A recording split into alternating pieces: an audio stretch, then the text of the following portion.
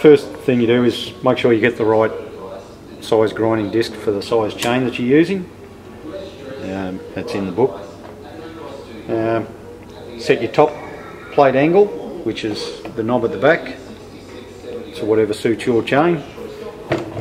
Set your angle at the front here for your cutter angle. Move that loose so that when the disc comes down, it's giving you the right angle.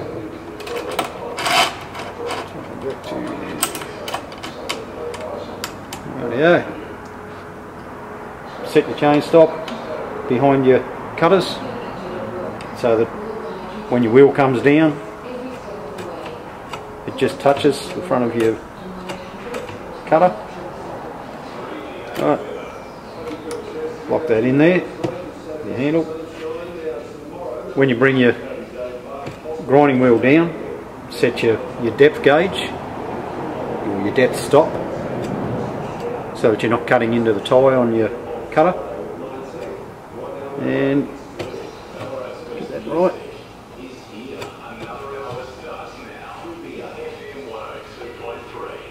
There. Right. Hit your on button and just lightly. If you jam it in, you're going to burn the cutter. Then loosen that off. Up to your next cutter. Tighten her up. Just lightly. Next one.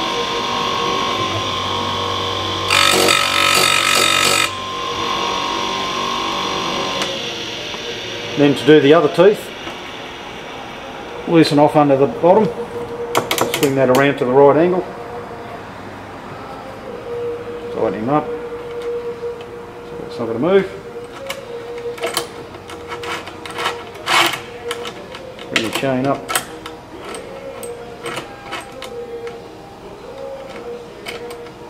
lock him up against your stop, just make sure it's all right. And away you go again, on the other side.